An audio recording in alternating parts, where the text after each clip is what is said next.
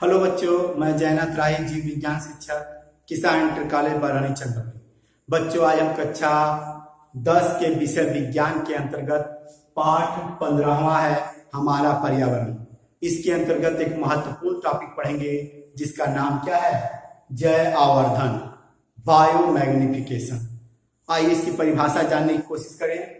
हम जानते हैं कि खाद्य श्रृंखला जो होती है वह हरे पेड़ पौधों से प्रारंभ होकर के जंतुओं से होते हुए अंततः अपघटक के पास पहुंचती है।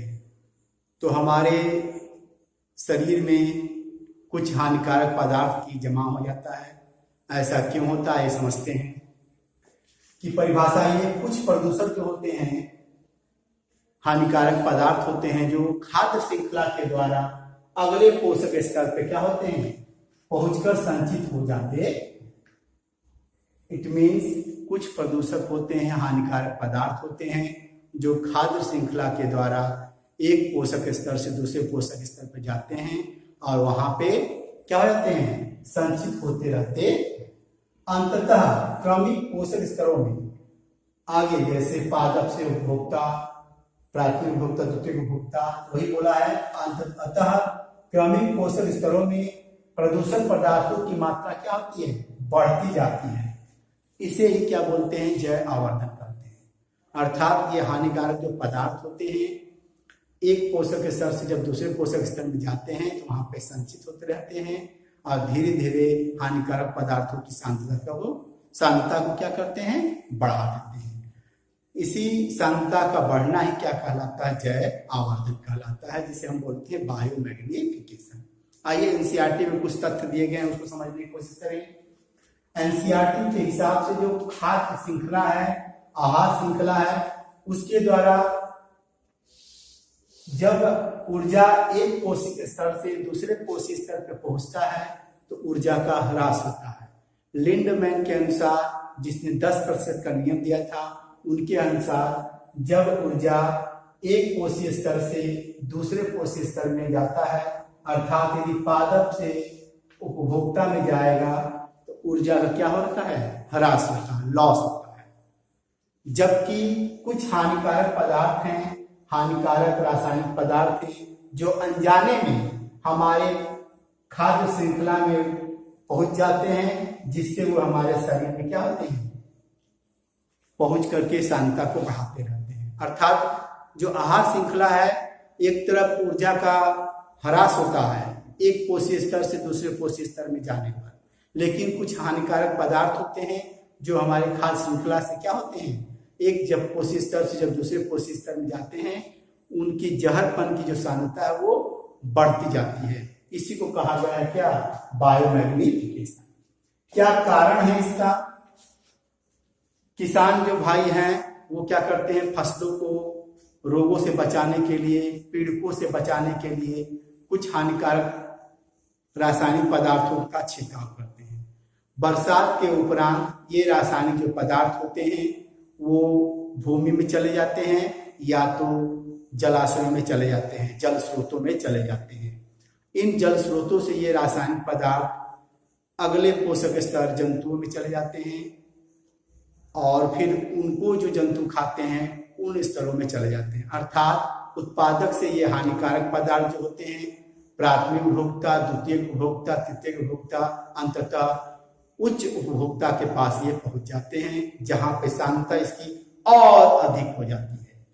ठीक है, आइए समझते हैं क्यों ऐसा कारण होता है। मान लीजिए जल स्रोतों और मिट्टी में आपका क्या है, वो हानिकारक पदार्थ हो गया है। अब वह जल स्रोतों से पौधों में या जलीय पादपों में वो हानिकारक पदार्थ पहुंचता है। जब जंतु इनको या जलीय पौधों को खाते हैं तो हानिकारक पदार्थ आपके जंतुओं में आ जाता है। और ये जो हानिकारक पदार्थ होते हैं अजैव निम्नीकरण होते हैं, उनका क्षरण नहीं होता है, न तो वो शरीर के द्वारा उत्सर्जित होते हैं। अर्थात हर भोजन ग्रहण करने के बाद हानिकारक पदार्थों की जो क्षमता होती है, सांद्रता होती है, वो बढ़ती जाती है, क्योंकि वो उनका शरीर से ह्रास नहीं होता है। इसलिए क्या होता है, हर पोषक स्तर में जय आवर्धन के द्वारा क्या होता है, हानिकारक पदार्थों की सांद्रता बढ़ती रहती है, जबकि ऊर्जा जो है हर कोशिश स्तर में जाने पे घटती रहती है। आइए आप देखते हैं मनुष्य जो होता है वह खाद्य श्रृंखला सबसे शीर्षस्थ टॉप क्या है, कंज्यूमर है, अंत का आपका उपभोक्ता है और इसके शरीर में अत्यधिक मात्रा में हानिकारक पदार्थों की सांद्रता हो जाती है, क्योंकि यह सभी प्रकार के उपभोक्ताओं को खा सकता है और उनके शरीर में अधिक मात्रा में संचय इनका होता है।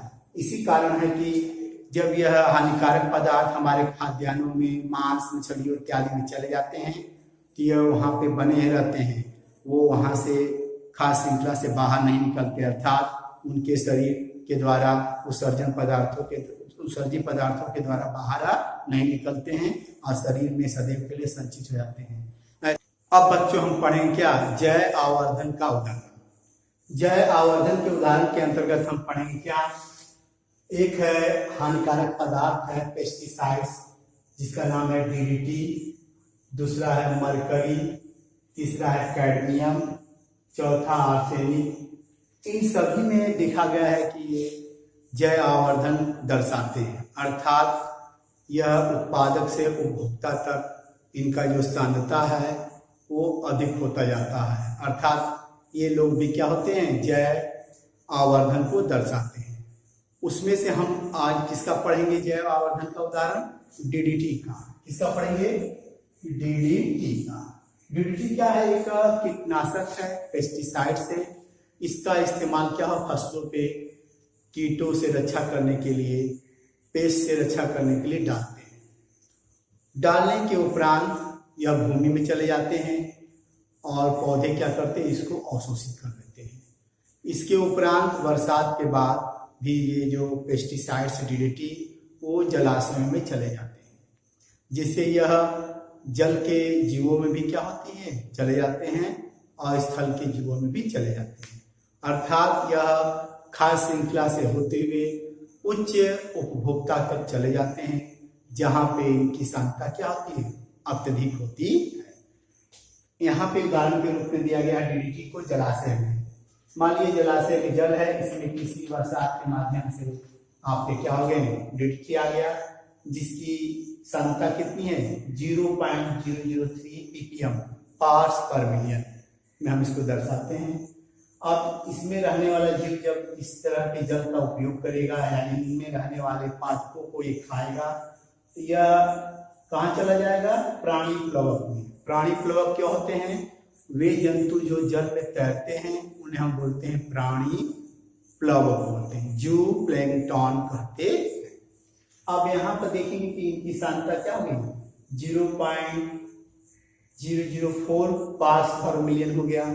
अब यह अगले उपभोक्ता को जाता है छोटी मछलियों में। जब छोटी मछलियां ऐसे प्राणी प्लवक खाती हैं जिनके अंदर डीडीटी की मात्रा है, अब ये छोटी मछलियों में चला गया, जहां पे कितना हो, 0.05 पार्ट्स पर मिलियन हो गया। उसके बाद बड़ी मछलियों में चला गया, जहां पे डीडीटी की क्षमता जो होगी है सांद्रता 2 पार्ट्स पर मिलियन हुआ, 2 पार्ट्स पर मिलियन हो गया। अब बड़ी मछलियों से चला गया क्या, मत्स्य मछली, पक्षी जो मछलियों को खाते हैं, मतलब जल के पक्षी होते हैं जो मछलियों खाते हैं, उनमें सांद्रता कितनी होगी, 25 पार्ट्स पर मिलियन। यहाँ हम देख रहे हैं कि हर कोशीय स्तर पे इसकी सांद्रता क्या होती है, बढ़ रही है। क्यों सांद्रता बढ़ रही है, हम पहले भी बता चुके हैं, क्योंकि इन पदार्थों का क्या होता है, उत्सर्जन शरीर से नहीं होता बल्कि संचय लगातार होता रहता है, अर्थात इनकी जो पार्ट्स पर मिलियन की सांद्रता इसमें अधिक क्यों, क्योंकि ये मत्स्य जो पक्षी है कई डीडीटी युक्त मछलियों को खाते हैं, जिससे उनके शरीर में अधिक मात्रा में क्या होते हैं, डीडीटी संचय हो जाता है।